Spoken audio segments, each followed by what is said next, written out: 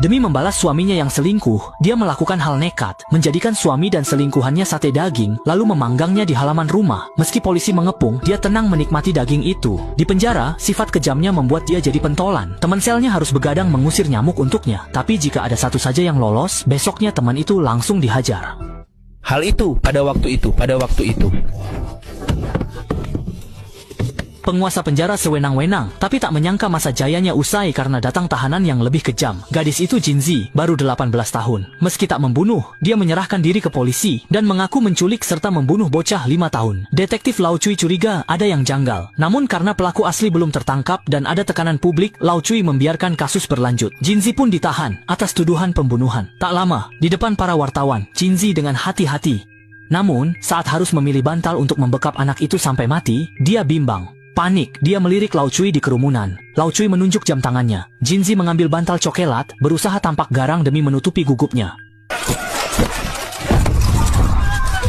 Tak disangka, di depan sorotan kamera, Jinzi tanpa ragu melepas maskernya. Tatapannya teguh, seakan menegaskan, akulah pembunuh itu. Jinzi pun dianggap pelaku sebenarnya. Namun saat dibawa pergi, seorang pria yang menggendong anak justru menyemangati Jinzi. Tak lama, Jinzi dijatuhi hukuman 13 tahun penjara. Ternyata, pembunuh kejam itu berubah total di penjara. Ia terus menangis hingga bermimpi menarik makhluk aneh berkepala manusia dan berbadan anjing.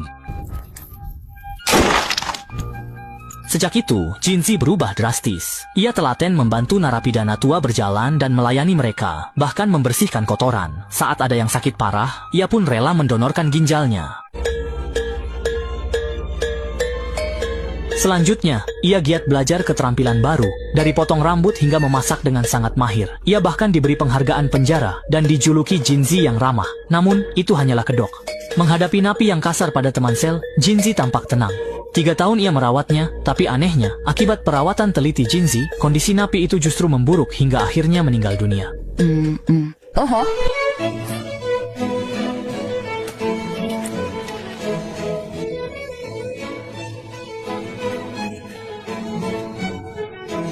Bintang. Ia menjadi terkenal dalam semalam dan menjadi idola semua wanita di penjara. Pada hari pembebasannya, pendeta dan sebuah band yang menyanyikan himne datang untuk menyambutnya. Mereka menyajikan sepiring tahu kepadanya, sebagai simbol memulai kembali dengan lembaran baru, tetapi dia menumpahkannya. Semua terkejut, tapi ia sudah merencanakan ini 13 tahun. Dulu saat pelajar, Jinzi hamil anak teman sekelasnya. Karena putus asa, ia berlindung pada gurunya. Namun itu justru menjerumuskannya. Lao Bai tampak ramah, tapi aslinya iblis. Karena tak bisa punya anak, ia sangat membenci anak-anak. Bahkan, ia punya hobi keji. Tiap bulan, ia menculik anak orang kaya ke ruang bawah tanah, menyiksanya dengan kejam, lalu membunuhnya. Ia memakai rekaman suara untuk memeras orang tua korban. Merasa aksinya sempurna, ia akhirnya lengah dan ketahuan. Saat polisi mendekat, ia menyandera bayi Jinzi dan menjebak Jinzi yang polos untuk menanggung dosanya. Demi keselamatan putrinya, Jinzi rela menanggung kesalahan itu selama 13 tahun lamanya. Kini setelah bebas dari penjara, mana mungkin Jinzi akan melepaskan Lao Bai begitu saja. Sementara itu, para mantan narapidana yang pernah dibantu oleh Jinzi di penjara, semuanya berebut ingin membantunya membalas dendam. Contohnya adalah pasangan pencuri ini. Saat sang istri didiagnosis gagal ginjal di dalam penjara, Jinzi dengan sangat murah hati mendonorkan satu ginjalnya agar mereka tidak perlu berpisah selamanya. Mendengar Jinzi butuh bantuan, pasangan itu langsung membantu. Jinzi mengeluarkan kitab suci, merobek dan menyusunnya jadi desain pistol. Desain ini didapat di penjara saat merawat mata-mata Korea Utara yang pura-pura pikun. Karena Jinzi cantik, orang itu memberikan rahasia berharga padanya. Itu saya. Saya hanya ingin menyimpannya sendiri.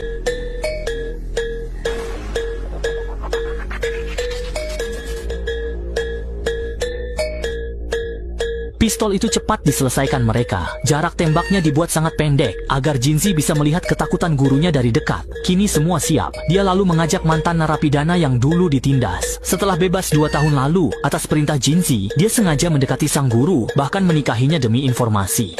Namun, rencana balas dendamnya direkam pendeta yang pernah ditolak Jinzi. Ternyata, dia mata-mata guru yang bertahun-tahun mengintai Jinzi.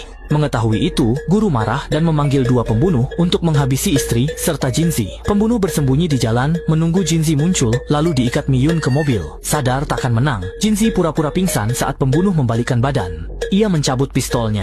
Di tengah ketegangan, Jinzi menyimak detak jantung si pembunuh. Sementara itu, sang guru mendadak ambruk di meja makan. Ternyata istrinya sudah meracuni makanannya. Saat sadar, moncong pistol sudah di matanya. Jinzi tak ingin ia lolos dan ingin menyiksanya lebih lama. Tiba-tiba, ponsel guru itu berdering. Jinzi menolaknya, namun ia melihat Liontin di sana.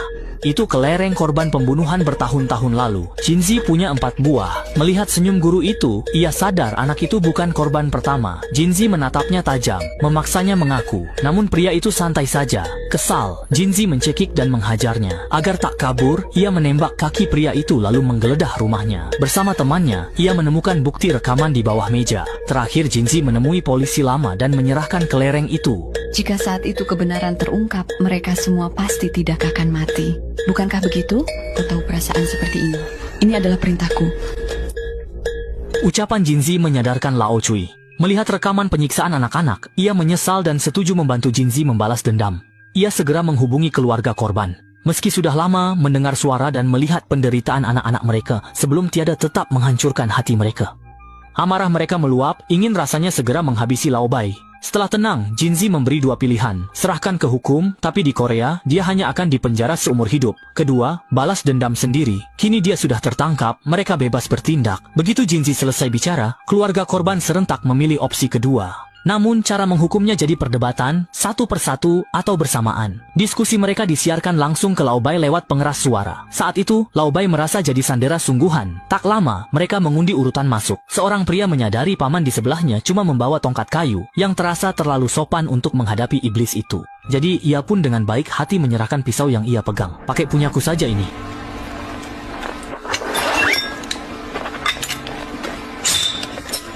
Barulah semua orang menyadari betapa kejamnya situasi ini. Saat giliran tiba, Lao Cui mengajari cara menggunakan pisau agar lawan menderita tanpa cepat mati. Ketika ditanya alasannya, Lao Bai mengaku membunuh anaknya demi membeli kapal pesiar. Namun ia melakukan itu karena takut identitasnya terbongkar jika anak itu tetap hidup. Melihat wanita bejat tanpa penyesalan itu, ia pun menusukkan pisau penantian 13 tahunnya. Lalu, sepasang suami istri masuk, Lao Bai pun mulai ketakutan. Kau pernah melihatnya? Lao Bai mengangguk setuju. Mengingat penderitaan anaknya, keempatnya segera menikam Lao Bai. Kini giliran si abang Kapa. Demi membalas dendam putranya, sang paman bersemangat menerjang untuk membelah Lao Bai menjadi 2. Begitulah, mereka semua menyiksa Lao Bai selama 2 jam penuh, hingga akhirnya seorang nenek menusukkan gunting ke bagian belakang kepala Lao Bai. Barulah hukuman terhadap iblis itu mendekati akhir. Setelah itu, mereka bersama-sama membersihkan tempat kejadian, bahkan mengambil foto di samping mayat Lao Bai. Namun, foto itu bukan untuk kenang-kenangan, melainkan agar mereka bisa menjaga takdir bersama ini. Mereka menggali lubang di bawah pohon besar lalu memakamkan sang guru. Jinzi menembaki wajahnya lagi, kemudian mengubur pistol bersamanya. Kini dendamnya terbalas. Dia tersenyum namun air matanya berlinang. Di akhir film, Jinzi membuat kue dari darah gurunya untuk mengenang anak-anak yang telah meninggal. Semua orang berkumpul dan menyanyikan lagu ulang tahun, lalu membagi-bagikan kue hitam itu. Ini berarti meskipun mereka telah membalaskan dendam, mereka juga telah menodai diri mereka sendiri. Namun, kalau dipikir-pikir, di dunia ini, berapa banyak orang yang benar-benar bersih?